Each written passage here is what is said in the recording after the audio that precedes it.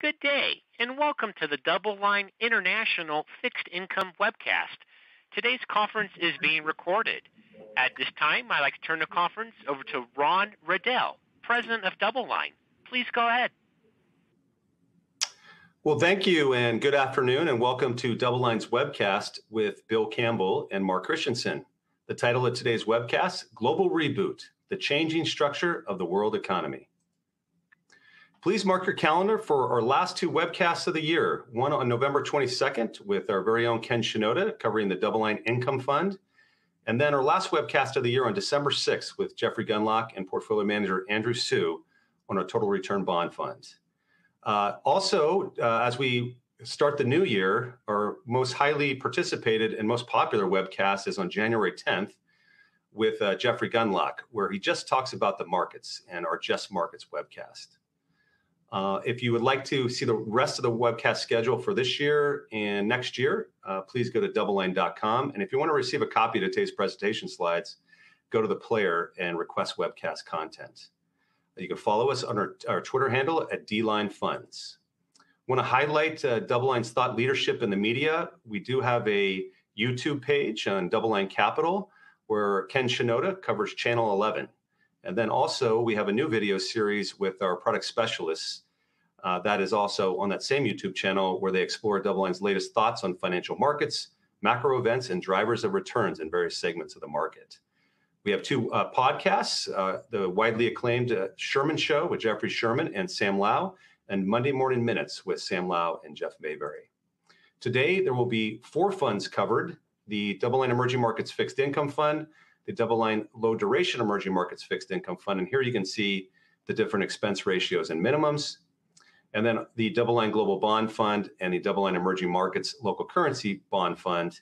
Here are the different expense ratio and minimums as well. Just quickly on standardized performance, the DoubleLine Emerging Markets Fixed Income Fund was launched April 6th of 2010 through the third quarter of this year, an annualized return of 3.12%, versus the JP Morgan MB Global Diversified at 3.11 annualized. The Low Duration Emerging Markets Fixed Income Fund launched April 7th of 2014 through the end of the third quarter of this year, 1.61 annualized versus 2.02 for the JP Morgan SEMBI Broad Diversified 1 to 3 year index. The last two, the DoubleLine Global Bond Fund launched December 17th, 2015 through third quarter, minus 2.41 versus minus 1.09 for the FTSE WGBI. And the Emerging Markets Local Currency Bond Fund, the most recently launched June 30th of 2019, so a very short track record through the third quarter, minus 6.01 versus the JP Morgan Global Bond Index, EMGD Index, minus 6.75. So with that, I'm going to turn the call over to Bill Campbell. Great. Thank you, Ron. So the title of the webcast in general is Global Reboot, the Changing Structure of the World Economy. I have quite a bit of ground to cover in the next 30 minutes, but just to set the framework, the structural shifts that we see happening, I'm going to go through at the beginning of the webcast, and then I'm going to go through some of the cyclical drivers that are currently in play, and then look at what's happening in markets, and then finally go through the DBLGX performance and the local currency performance and current fund characteristics before turning it over to Mark. On the structural side, I was going to cover three main items: China, Russia, and inflation. So let's start with China. As you can see the title here, we think that going forward, China is going to face increasing headwinds to their growth, which is taking them kind of off that one of the leadership roles of underwriting global growth going forward. So let's start a decade ago. We can see that in 2010, China was only about 10% of the global GDP pie. But given the rapid expansion that China has experienced at the end of 2021, they were actually larger than the Eurozone and pretty comparable to the United States as a share of global GDP at 18%.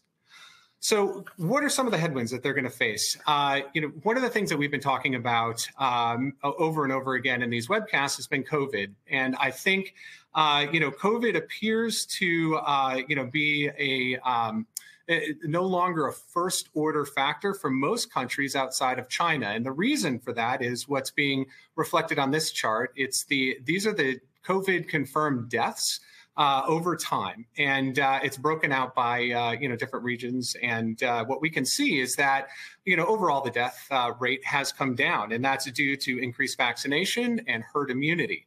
But in China's case, what we saw was a very effective policy of locking the country down called zero COVID, as I'm sure we're all familiar with, where China really did lock everybody down, not allow people to move, that prevented spread.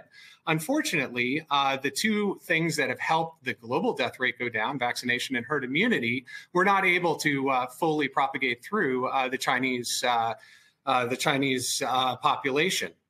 So China still remains vulnerable to COVID spikes, and we're actually seeing a tick up in COVID cases right now. We think that until China gets procures a better vaccine, whether it's through a new mRNA technology from the West, like the BioNTech potentially, or they develop one domestically, it's unlikely that we'll see a big move away from zero COVID. The market got excited over this weekend, actually, that China might be making a big announcement. But as many of us saw, China is still not ready to move away from zero COVID because of the reasons that I just highlighted.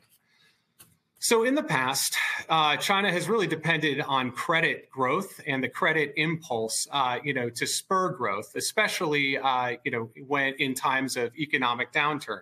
Credit has been a strong counter-cyclical factor, meaning when growth slows, they pick credit up. So what we see here is a 12-month change of what we would call the credit impulse, or the change in credit to GDP. And usually when China's credit impulse picks up, we tend to see growth pick up. And what we can see on this chart is China's PMI. So you can see in the 2016-2017 period, PMIs picked up from below 50 to above 50. And in the prior chart, we saw that was, the second to last prior pickup in the credit impulse. And then post the 2020 pandemic, credit picked up, and so did the PMIs in China. This time around, China PMIs are remaining challenged. And it does not look like the credit impulse is going to have the same impact that it had going forward. One potential reason of this is the zero COVID lockdown. And we can see that, this is a nice measure of the potential GDP that was lost, or the path of the way Chinese growth has materialized post-COVID. And we can see that, as per the path that it was on prior to COVID, China has actually lost, according to this estimate, about 1.5 trillion of potential GDP since the onset of COVID. But we don't think zero COVID is the only reason for the loss of this GDP. We think increased regulation, which picked up in the past several years in the property sector and technology, is also responsible for some of this loss. But we also think the very high debt load that China has incurred from these credit stimulative policies are finally coming to the forefront to, act more as a economic headwind rather than an economic tailwind. And I think that's most obvious in the property sector, which is now bleeding into the Chinese banking sector. Well, we can see, as we know, China has been facing, increased pressures on their property sector. We see here that a rising number of Chinese developers are facing decreased earnings and negative equities. That has led to rising NPLs. That has led to more defaults on, in the Chinese system, and that's starting to hit the banking sector as well, and the provision of credit. So we think that, the debt overhang that exists in China is going to stay with them for some time. It's going to take some time to work out, and is going to act as a headwind to Chinese growth going forward.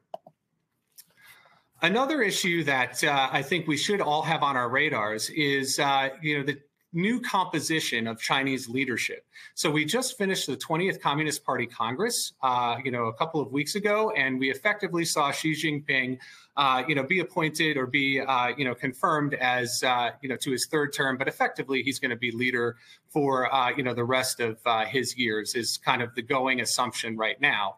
And the question was, what would that leadership, look like that he would put around him?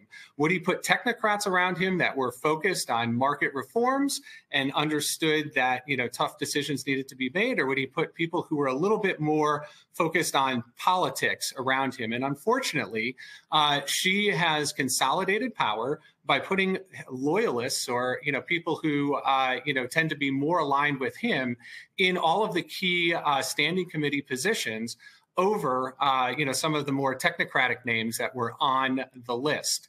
Now, some people say that this should help policy implementation going forward. I tend to think the opposite. I tend to think that what you want to see in these positions is people very focused on the job who will tell you the truth and tell you what you need to know, no matter whether it's a message you want to hear or not. And the risk of putting political appointees in these positions is you don't get that message and there'll be policy drift going forward. So because of this new composition of policy, I think that is also going to be a long-term headwind to Chinese growth in the coming years. Also, Chinese growth has really been underpinned by its ability to export to the globe. They initially started as exporting cheap labor, and they became an integral part of the global goods supply chain that got accelerated in the 2020 COVID pandemic. But now that's starting to come down, and we're seeing that start to fade. We're seeing slowing goods demand as global growth is starting to slow, but more importantly, we're starting to see other concerns, nations that import from China come to the forefront. Most specifically, national security concerns, as countries become more skeptical of China's long-term intentions and long-term goals. They're looking to, and after seeing the vulnerability that most countries had to imports from China during the COVID pandemic, we're seeing a lot of re-onshoring or friendshoring by bringing production either back to their home country or to countries much closer by or to friendlier nations in order to prevent any future issues that happened when China decided to hoard PP&E during COVID.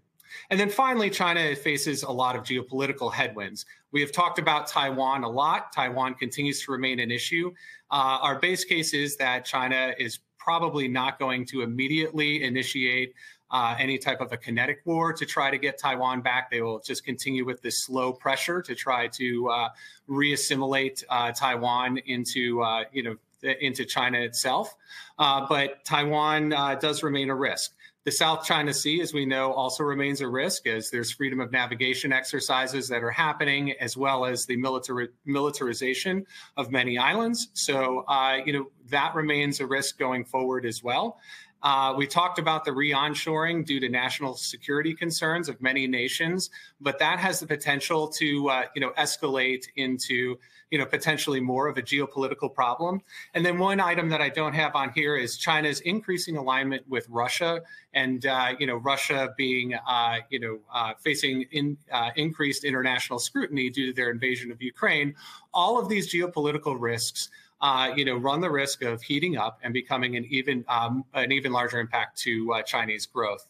And as we showed, because China's about 20% of the global GDP pie, going forward, looking at China to underwrite global growth going forward, I think is going to be structurally different this time around.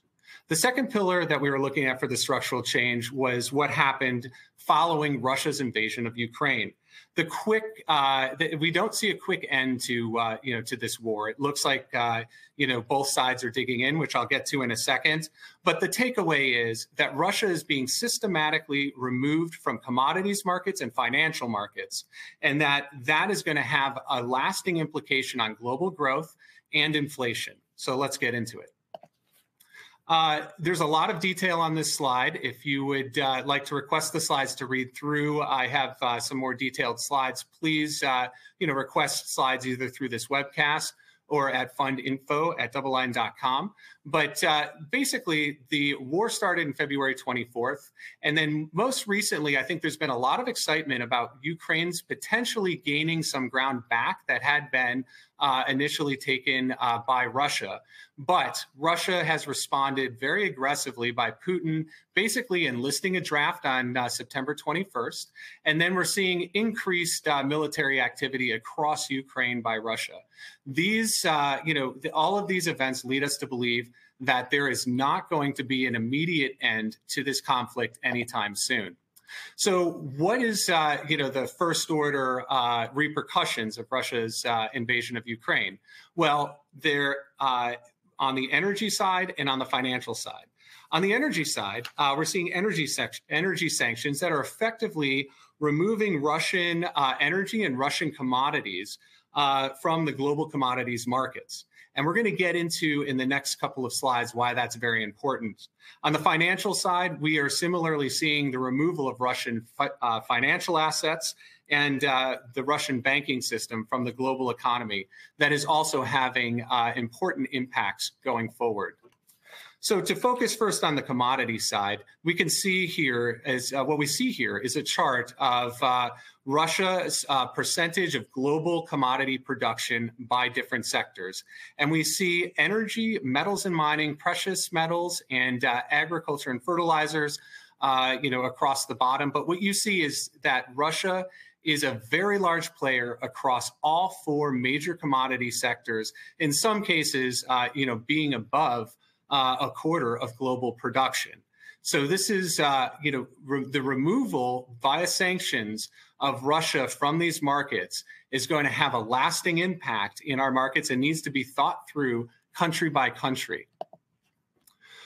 We can see that on this chart, the biggest impact is going to be felt in the Euro area and also in the Central and Eastern European countries, which is seen on the left-hand side of the chart with, the percentage of global GDP that Russia and Ukraine, are exporting to these areas, and those are the highest areas: the Euro area and CEMEA. So it is this systemically important exporter of commodities, to these regions. So let's take a look at what's happening on the energy side. As we know, energy is being cut by Russia to Europe. We know Nord Stream 1 is offline. We know Belarus is offline, and it looks like there is no end in sight to the reduced energy going forward. That obviously is going to have lasting impacts, not only on the price of energy, which is pushing European inflation, very high, but also on, European growth. And more specifically, German growth, where Germany had relied on cheap energy sourced, a lot from Russia in order to, run its industrial machine. So going forward, energy is going to have an impact both on inflation and growth for Europe. Well, now let's take a look at the flip side. Where is Russian energy going? Did they just keep it all domestically? The answer is no. What we can see on this chart is the falling share of Russian oil exports to Europe in the red bars on the chart on the left. And who made up for it? It is India and China increasing their imports from Russia over this time, which brings us back to, one of the first points, a point made in an earlier slide, the rising geopolitical risk that comes with China and India realigning themselves more closely with Russia going forward. So it's not just energy that remains a risk. Both Ukraine and Russia remain very large players in the agricultural commodities markets as well, especially food. So when we look at corn, wheat, rye, these are all essential foodstuffs that, are basically being completely taken offline, either in Ukraine's case by the war or in Russia's case, by sanctions, both, direct sanctions and via the banking sector. This is potentially going to lead to food instability risks on top of inflation risks going forward. And then one other item that we just wanted to point out is going forward with the new planting seasons outside of just the regional issues that are associated with, taking Russia and Ukraine offline. Russia and Belarus, I should say, remain some of the largest exporters of potash, which is a key ingredient for fertilizer. So going forward, crop yields across the globe will be impacted as fertilizers become more expensive and less available. So what are the impacts, of all of this? Basically higher commodity prices and higher inflation, the potential for commodity shortages, not only in energy, but also in food. So food insecurity, increased geopolitical risks, as we know, slower growth across the Eurozone, and, the potential for more deglobalization and friendshoring. The third structural shift that I wanted to go through is inflation, which we are all aware of. Here we can see the impact from a lot of these changes, especially via what happened in Russia, but also due to underinvestment in the energy sector. What we see here is inflation broken out by year, by region, and this is an IMF chart. And it actually splits out the reason for the increase in inflation each year. So we can see that the red bars stand for the increase in inflation due to food. The blue bars stand for increase in inflation due to energy and transportation, which is basically energy, and then other is yellow. And we can just see the large impacts in Europe especially, but across the globe, really first being driven by food and energy, which is a headline component. But we will get into this in a minute. We're starting to see now second round impacts into other areas of the economy and pricing as well, which is becoming more concerning. Here, we're just showing that it's not only an emerging market problem that is, that inflation is not only an emerging market problem this time, but it's also a developed market problem, as we see the dramatic increase in food prices across several of the major developed market economies. And then the one thing about this inflation cycle this time around is it's caught many people by surprise. And we can just see that in the estimates by the IMF, we continue to get revisions up every World Economic Update, or every chance that the IMF gets to update their forecasts, they're having to update inflation higher and higher. Now, this is important because it has caught a lot of forecasters by surprise how high inflation has actually gotten this time around. Well, going forward, the path of inflation, as far as these same forecasters, is projected to fall, very aggressively, over the next year to 2 years, as seen by the dotted lines for the Eurozone and the United States, in this chart. But Deutsche Bank, who I'll give credit to for this chart, has gone and looked through history and said, what has happened when inflation has breached 8%? And since 1970, we can see that of those instances, inflation has tended to be more sticky. So unfortunately, history is not on the side of the forecasters, this time around. So we're going to watch that very closely, to see how aggressive the deflationary path can be. So again, here we're just seeing headline inflation pick up across the major developed market economies. And potentially in the US, we're starting to see some stabilization on the headline side. But in Europe, especially UK and the Eurozone, we're already into double digits. But more concerning, or just as concerning, something that we need to pay very close attention to is the measure of underlying inflation, or core inflation. These measures were expected to remain much more well contained, as initially these inflation spikes were thought to be one-off, supply chain or commodity driven. Unfortunately, the core inflation measures no longer are well contained, pushing much higher across the US, the Eurozone, the UK. And I think the path of underlying inflation needs to be monitored very closely. One reason that we're, an additional reason why we're starting to see core inflation measures pick up as well is that labor markets remain tight. And I found this to be, a really nice chart that kind of shows just graphically what's happening in labor markets. And what we're showing in this chart is the number of job openings in the US relative to unemployed people. And we can see that you basically have 2 jobs for every 1 unemployed person, which is the highest it's been, over the past 2 decades, basically. So until this starts to normalize, until we either get more people back into the labor force looking for jobs, or some of these job openings start to go away. Price pressures, especially on the wage side, will remain high, keeping core inflation high. So looking globally, I think one of the key questions is, when do we see the shift in inflation coming? Potentially it's coming now due to cyclical factors, which I will get to in a moment, which would help on the headline side.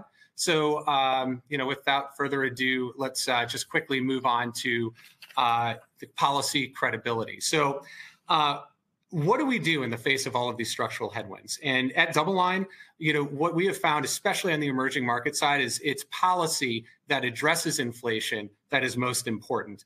And we look country by country to decide whether we think there's appropriate policy to deal with the both price impacts and growth impacts, of what's happening in the economies. So let's just take a quick look. I've aggregated across region, policy, what I think are good measures of aggregate policy to kind of make some points. Let's start with the central banks. What we're seeing here on the first chart on the left is the average central bank policy rate minus the current rate of inflation. And what we can see is that really the only region that has gotten in front of inflation or raised policy enough to actually be above the rate of inflation on average has been Latin America. And, Asia has done fairly well. And actually, it's been the advanced economies in Europe that have been lagging behind. So has Latin America done this because inflation hasn't been as aggressive? The answer is no. If you look to the chart on the right-hand side, you can see that actually Latin American central banks have hiked on average cumulatively in this cycle more than any other region as well. Now, keep Latin America in your mind because we're going to come back to it, in a minute. This chart just goes into detail on all the central banks and their current actions in this hiking cycle. Again, if you'd like to see more, please request these slides. The other piece of policy credibility that I just wanted to touch on briefly was looking at fiscal, the fiscal authorities. And what we're looking at here is the change in the fiscal balance from prior to COVID 2019 to the end of 2021 and the rise in the debt rate. And what we can see is that on the chart on the left, the emerging markets actually had less of a fiscal deficit widening relative to advanced economies, which stick out like a sore thumb this time around. And that they also had, on a percentage of GDP basis, less debt growth relative to advanced economies this time around. And we just added the detail of all of the countries on the fiscal and debt side. Just for those interested, you can request the slides. Now, why is this important? The UK recently went through a bout of, the market, I think bond vigilantes and, currency vigilantes came back. And they've told the developed markets that no longer do you sit in a position of privilege. No longer can you get away with debt monetized, fiscal spending. And so let's take a look at the UK very quickly as a canary in the coal mine for what is happening across developed markets. The UK has seen a spike in inflation, yes, due to energy prices, but also they have, I think the fiscal spending, the monetized fiscal spending has pushed inflation, a lot higher across developed markets than it has been in the past. And what happened is the UK brought in a new government. Prior to Rishi Sunak, Liz Truss came in and she put forward a budget that was going to be a very large debt finance fiscal stimulus to try to deal with the rising energy prices, and the markets pushed back. What we see here in red is a falling currency, and in blue, a spiking interest rate. So both the currency and the bond markets pushed back very aggressively, in the UK, saying that they would not accept, another debt financed fiscal stimulus. And it actually forced that Liz Truss out as PM. And now we see a former finance minister in Rishi Sunak coming in to try to address the problem. So we'll see if the UK can get itself back on track. But this stands as a warning to developed markets that the days that they thought they could get away with debt financed fiscal stimulus may be coming to an end. And we as investors need to pay attention going forward, because I think the policy credibility is going to be a key factor for global markets going forward. So cyclically, what's happening right now? Obviously, we know central banks are increasing interest rates to deal with inflation, but what they're also doing is they're draining liquidity. And I think this is a key point to focus on.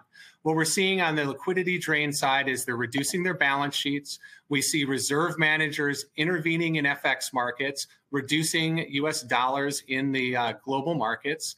We see fund flows coming out of emerging markets, which you can see in the chart on the left showing just outflows from international markets all year long, again, reducing the availability of US credit to the international markets, either to raise debt financing or to get bank financing.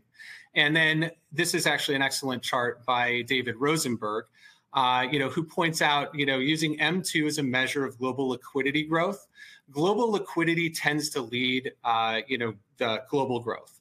And what we see here is his calculation of global M2 versus the US manufacturing PMI.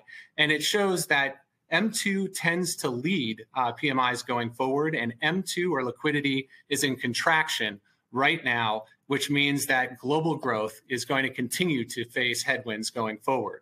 And this is further confirmed by the JP Morgan global PMIs. Both manufacturing and services have dipped into contractionary territory.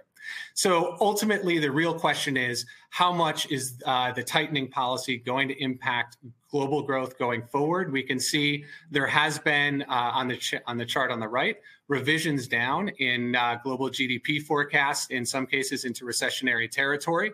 So the question is, how bad is that going to be going forward? And in the interest of time, let me just quickly jump to the markets.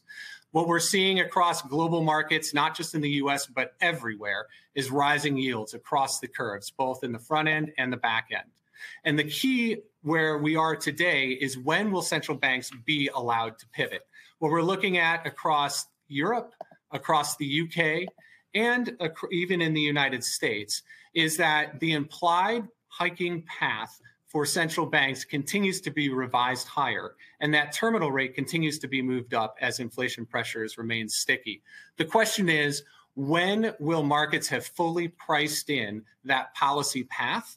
And unfortunately, it hasn't happened yet, most notably with Jay Powell suggesting that the terminal rate might be higher. And until we get that peak pricing, I think global yields are going to remain elevated, until we can get that pivot in the, peak policy path. And the reason for that is what we're seeing here is this shows real yields, but basically it's the nominal 10-year minus the inflation rate. And what we're seeing is that in a lot of cases across the globe, inflation still remains higher than the nominal 10 years. So things are not restrictive enough, which is going to keep central banks on that tightening path. That's going to continue to invert curves. And as we know, an inverted curve is not a good sign for the growth outlook going forward. Finally, the dollar continues to push higher this year due to tightening financial conditions, the tightening Fed, and decreased global growth prospects.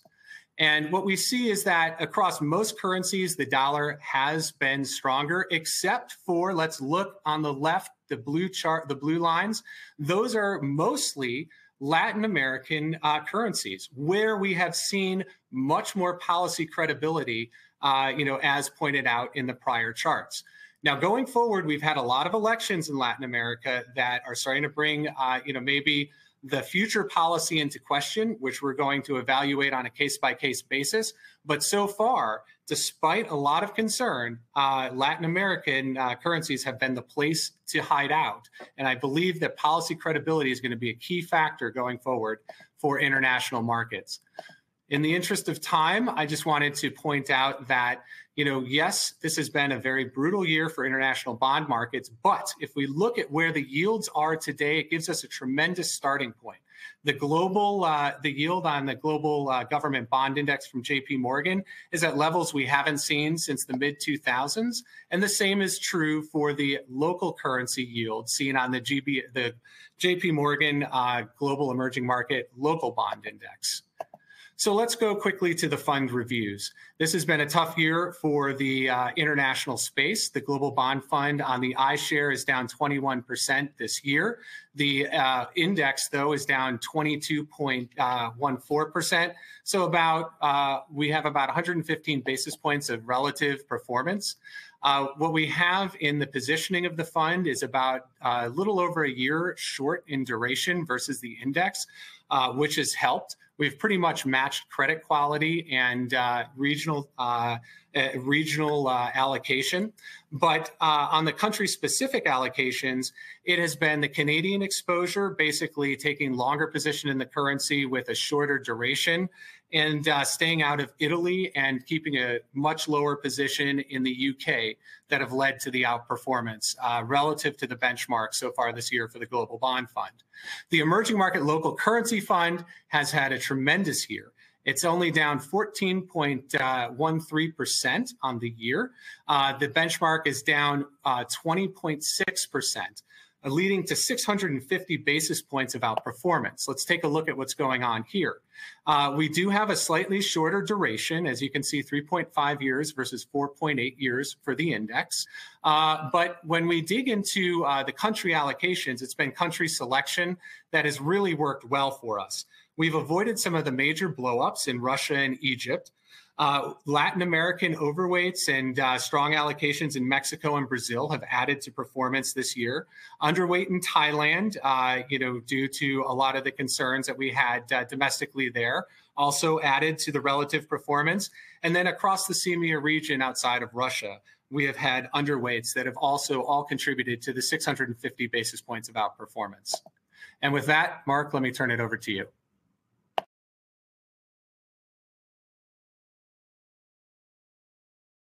Thank you, Bill, and good afternoon, everyone.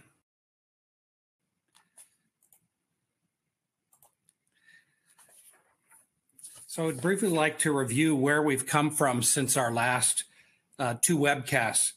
The left-hand column contains some of the bigger issues that we highlighted over the last two webcasts, this past November, a year ago November, and then this past May. The first, inflation rising treasury yields was a theme during both of our last webcasts and a major part of Bill's comments earlier in this call. Last November, the 10-year U.S. Treasury was at 144, having already risen from 0.91% at the beginning of 2021. Yesterday, the 10-year reached 4.21, an increase of 277 basis points. Year over year. The magnitude of this move had the single biggest impact on performance for EM debt, as well as many other asset classes this year. The China property sector. The situation that Sufei described over a year ago nearly a year ago, has only gotten worse. What started with Evergrande back in May of 2021 ended up engulfing the whole property sector, with over 76% of issuers trading below 50 trading at 50 cents or lower. We believe that cleaning up this sector will be very costly and take several years to resolve, adding an additional drag to China's slowing growth. We would expect to see rising non-performing loans in the banking sector, local governments scrambling to find alternative sources of funding, as land sales, which they had previously been using to fund themselves, are now likely at a standstill. We currently do not own any Chinese property companies or any China or Hong Kong companies in DBLEX or DBLLX. EM political risk. Recent elections in Peru, Chile, Colombia, and Brazil have seen more leftist candidates come to power.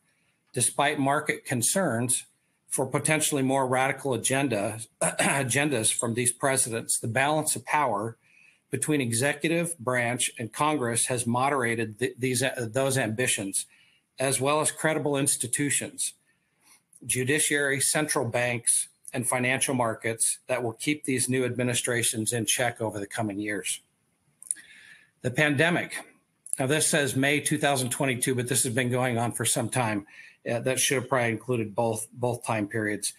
We've highlighted the effects of the winding down of the pandemic across the globe during our last webcast, and this seems to be continuing due to a combination of vaccinations, herd immunity, and improved medical treatments.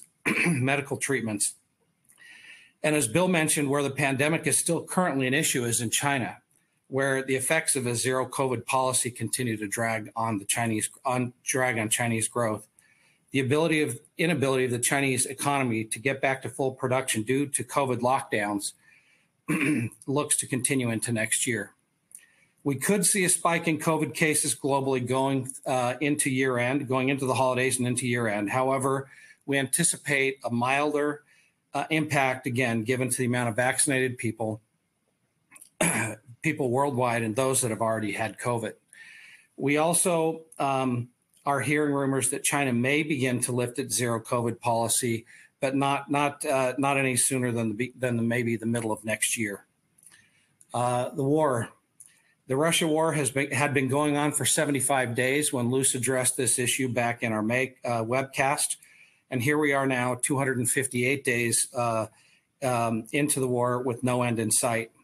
Bill has already discussed the impact of energy sanctions on both Russia and the West, lack of supply for certain energy and food commodities, higher prices, lower growth across the Eurozone, and other longer-term issues stemming from the conflict. I won't go into more detail here, as we did not hold any Russia or Ukraine going into the invasion of Ukraine in DBLEX or DBLLX. And then finally, global growth slowdown. All of the above are putting pressure on global growth. One of Bill's slides indicated that the IMF in October had revised its 2022 global GDP forecast down by 0.4% from its April 3.36 target to 3.2% or 3.3% target to 3.2%, most of which came from its developed market targets.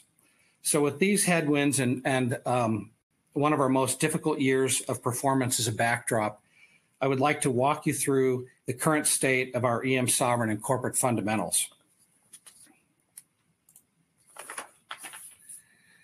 EM growth continues to be resilient despite the headwinds outlined on the prior page or prior slide.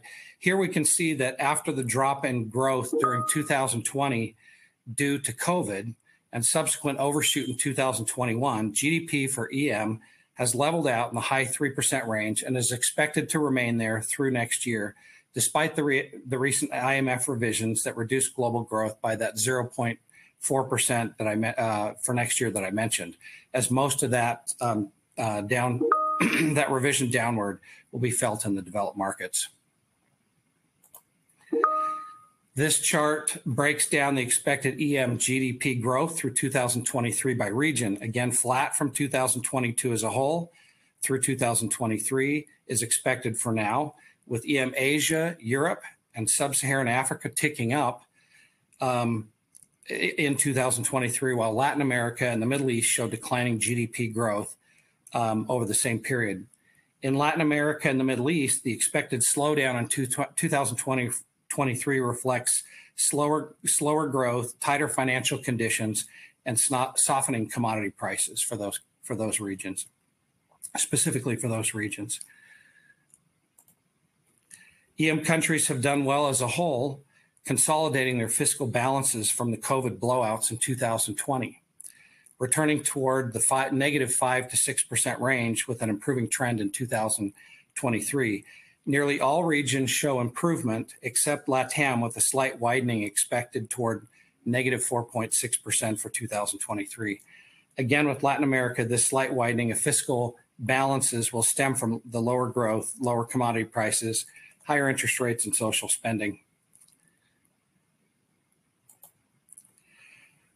Consolidated gross EM government debt as a percentage of GDP is expected to rise, again, from an expected 64% by the end of this year to 68% next year, primarily driven by Asia, and that is primarily driven by China, while the rest of Asia and other regions are expected to see flat to modest declines in their debt to GDP figures.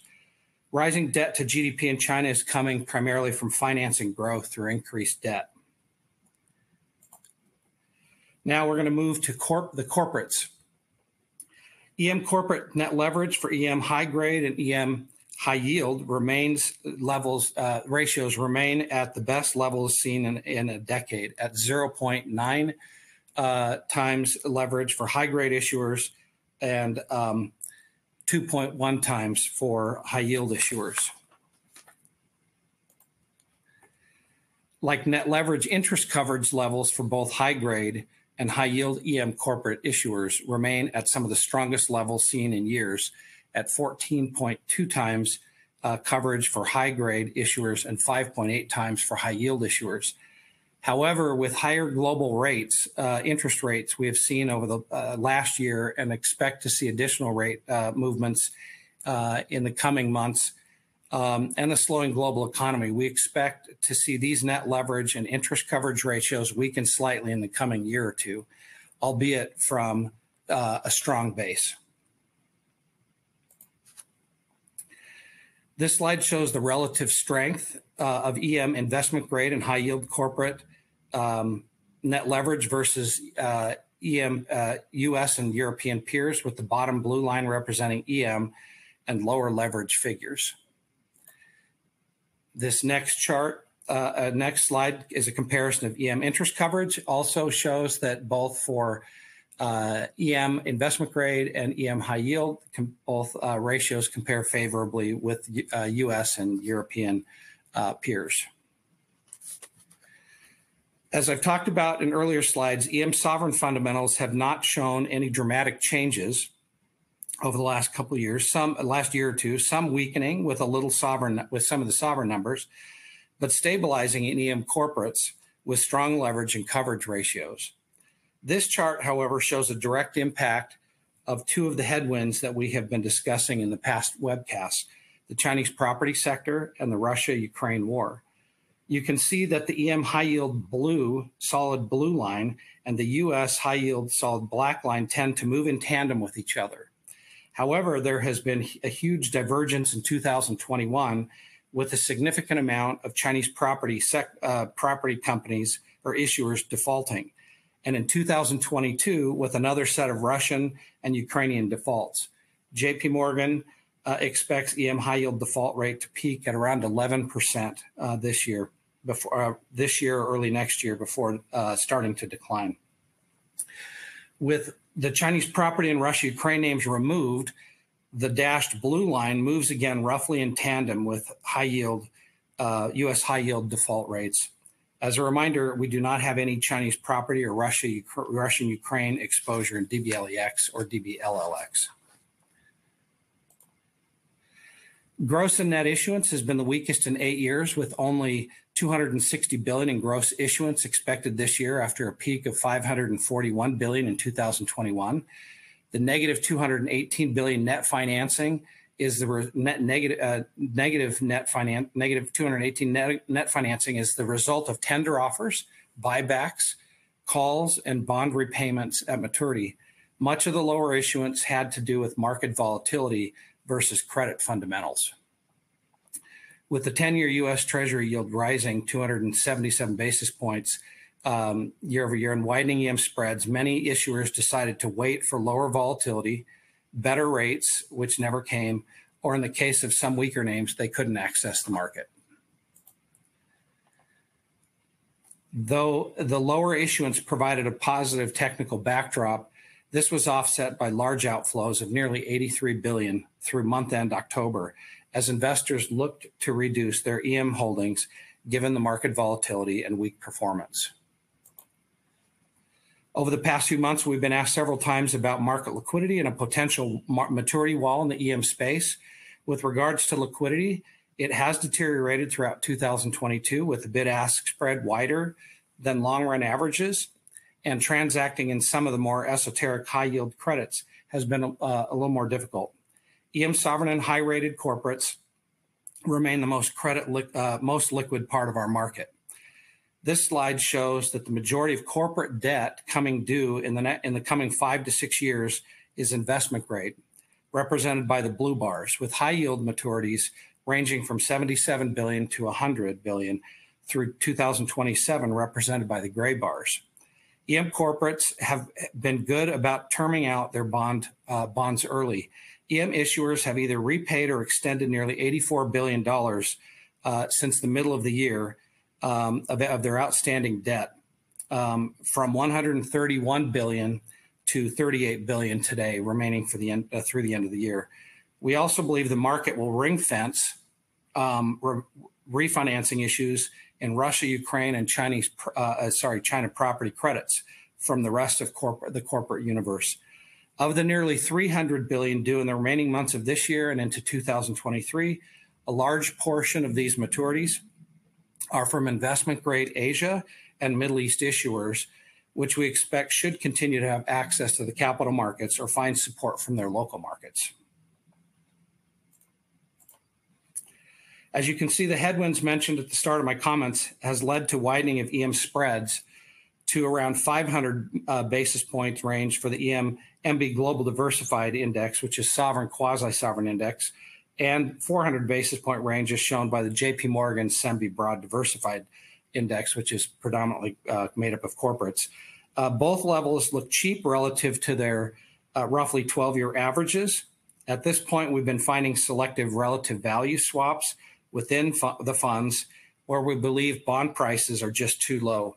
Given the current headwinds, we prefer to maintain a high portion of our funds invested in higher quality names, which stood at 67% investment grade for DBLEX versus 52% investment grade for its benchmark, and 75% investment grade level for DBLLX versus its benchmark of 62%.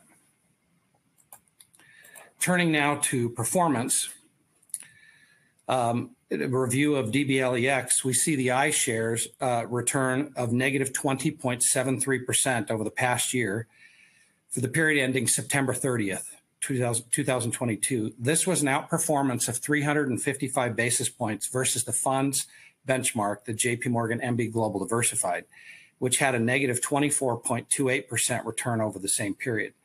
The outperformance was primarily due to our zero weight to Europe, including Russia and Ukraine, which had a 5.3% combined Russia-Ukraine holdings held by the benchmark back in February.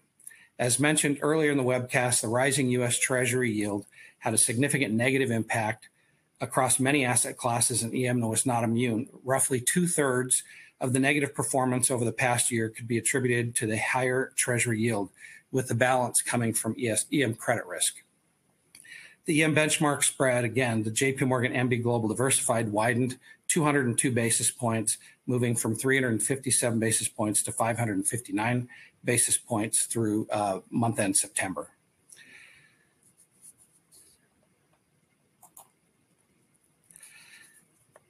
I'm going to skip forward on some of these. This slide, I'm going to skip forward on some of these. This shows annualized returns since inception with some of the benchmark standard deviation Sharpe ratio. These show our peers' performance versus peers. This is Sharpe ratio versus peers. You can get the slide decks. These are good charts, but for the sake of time and leaving room for some questions, we'll move forward. So to country breakdown, we continue to favor Latin America with a 59% weighting in the portfolio as of end of September, as Asia was second highest allocation with 29%. The fund's duration was 6.99 at the end of September, slightly higher than that of the benchmark. As mentioned earlier, the fund continues to maintain a higher credit quality at 67% investment grade versus 52% IG weighting for the benchmark. The fund continues to be 100% US dollar denominated. EM corporates made up nearly 52% of the fund, followed by 30% sovereign and 17% quasi-sovereign with less than 2% cash. We still favor strategic sectors, utilities, banking, oil and gas, mining, and telecom, which represent nearly 50% of fund holdings. Turning to DBLLX, our low duration fund, its iShares returned a negative 8.25% over the past year period ending September 30th. This was an outperformance of 294 basis points versus the fund's benchmark, the JP Morgan SEMBI Broad Diversified 1 to 3 year, which had a negative 11.19% return over the same period. This outperformance, again, was primarily due to our zero weight in Europe versus the 4.72% combined Russia-Ukraine holdings in the benchmark at the time Russia invaded Ukraine back in February. Again, a large portion of the negative performance over the past year could be attributed to the higher treasury yield, with the balance coming from EM's credit spread widening. And again, I'm going to skip these three charts with Sharpe ratios and peer comparisons, move to the country breakdown.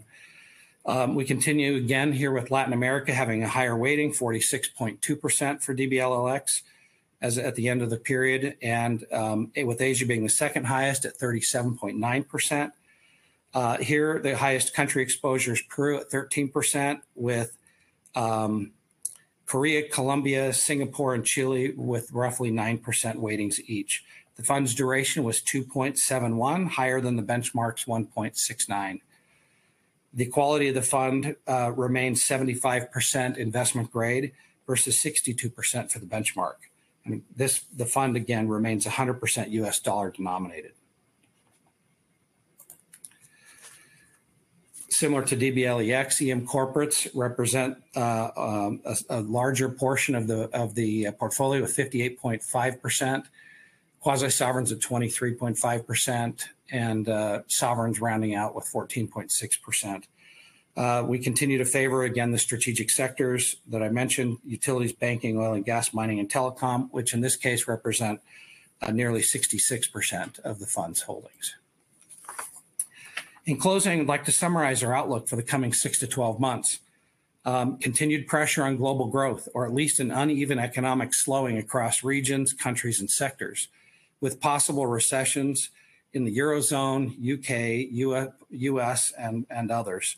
Declining inflation versus inflation remaining sticky or stuck at higher terminal levels than central banks would like. When will central banks be able to pivot away, as Bill mentioned, from their tightening cycles? EM central banks tightening near completion, with Chile and Brazil standing out as they have announced that they're nearly or likely done with their tightening. Limited EM fiscal space due to significantly large amounts of spending during the height of COVID. This is probably true for developed market countries as well. Stable EM sovereign fundamentals, slightly weakening EM corporate balance sheets starting from a strong base. So despite all the global emerging market macro pressures, EM sovereign and corporate fundamentals remain in relatively good shape heading into 2023. And just for a list of risks, many of these are similar to what we've seen in the past: restrictive monetary policies despite slowing growth outlook, high and persistent inflation, slowing growth with dual drags in China coming from property and zero COVID policies. Global energy and food, the next set are all unknown tail risks, but somewhat interrelated to each other. Global energy and food crisis stemming from Russia-Ukraine war. Social stability also stemming from global energy and food crisis. Ongoing geopolitical tensions in Russia-Ukraine, China-Taiwan, and then lastly, country idiosyncratic risks. And with that, I'll turn the time over to Bill, who will answer a couple questions, and we'll go from there. Great. Thank you, Mark. Okay, let's go to your questions. There's a question here asking about the avoidance of the Russia exposure. Can you please explain your reasons for doing so? Yes, of course. So when we looked at the, before the Russian invasion, we looked at the new administration coming in, with Biden and the Biden administration. And what we saw was a lot of similar faces that we had seen in the Obama administration when Russian sanctions were initially implemented, especially the Rusal sanctions, which, were actually at the time extremely harsh. I know it was a lot of market participants and sell-side participants, thought that we were being overly cautious in our avoidance, of trying to avoid the situation, at the time. Because at the time, when you looked at Russia's strategic position in the global commodities markets and financial markets, as we had described, their strong, balance sheet, everybody thought there's no way that this type of sanction would happen. We disagreed because we had seen how aggressive, a lot of these people were in. The Obama administration. And then they also started telling us at the time that, they were telling investors to prepare, that everything was on the table. So I think this kind of highlights, when I get back to the what we do country by country, not only do we do the deep dive economic analysis, but we're also doing a policy analysis and a policy credibility analysis. And I think this is really going to be important going forward, that we need to pay attention to, not only what's happening domestically in each country with the policymakers, as far as, the domestic situation, but their global interactions as well, as the globe seems to be, shifting, away from kind of a global community more into regional and country-specific interests. So I think this is, hopefully we can continue to identify risks like this and avoid them, and, avoid, putting, these potential pitfalls in the portfolio. And then there was another question, I believe, yes, it's asking about inflation and, the structural nature of inflation. And I would say that when we look at, what I presented, especially regarding Russia being removed from the commodity markets, the most obvious impact of that structural impact is in Europe. So European inflation, is going to be, I think, facing structural challenges going forward. So, that if you're looking for an area maybe to, fade a little bit, more aggressively the expectation for falling inflation, I think Europe is potentially a better, it's probably like the first area that I would think about it.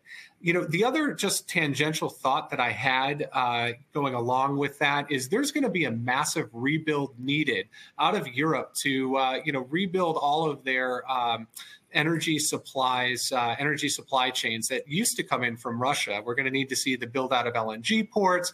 There's going to need to be, more pipelines potentially down from the Nordics, like the Norway pipeline that just opened up.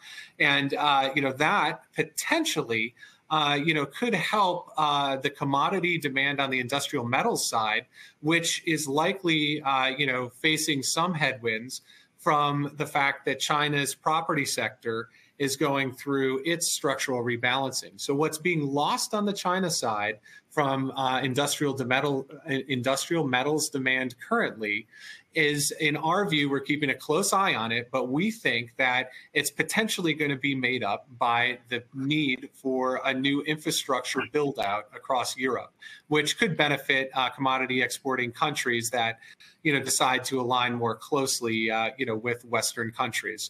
And that's a theme that we've also been talking about more actively with clients, over the course of, the past couple of quarters. Let's see. And I think, Mark, with that, why don't I turn it back over to you if there are any questions that you wanted to answer? Sure. Thanks, Bill. Let's see.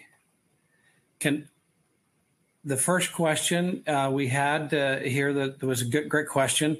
What is it going to take next year for DBLEX to show positive total return? Are you optimistic to achieve that? Good question. I would say that what we'll need to see are U.S. rates stabilizing. While credit metrics are weak, we expect credit metrics to be a little bit weak next year, as mentioned. The asset class is in relatively good shape. Valuations are compensating you for the risk. And even just coming from the carry, even if we just see stability, the carry in and of itself could show us a positive return. So I think we're optimistic that we can see positive returns next year. The next next question I'd like to hit, and probably this will be the last one, is what variable are we looking for to potentially migrate? Let me see if I can get the whole question here. Migrate more toward high yield. And so I would say this, it's a good question. Currently, as we talked about, the spreads are compensating us for the risk, but I think it's bifurcated at this point, where we need to be selective. There are names. There's the one set of names within this spread widening that should be wide, whether it's an issue whether it's a sovereign issue that's leading to the spread widening and the risk, just pushing out risk on a given credit, or it's something specific to that credit and it should be there. We may just choose to stay away from it, that particular credit. And then there are those that are just being dragged in because of the lack of liquidity in the market or association with other names, and they're being dragged into the lower prices and higher yields. These are what we're trying to find in the current environment. We're trying to be selective, relative value swaps. And I would say that what would potentially migrate us toward more high yield is finding more of these names and peeling off some of the higher quality names to put to work in some of these names that have sold off that we find that there's a good value for, there's a good risk return profile for the given specific credits. But at this point, we're being selective in the current market environment. I would, and with that, I think we'll end the call. We'd like to thank everybody for joining us today, and have a wonderful end of your year. And we'll be back with you again early next year. Thank you.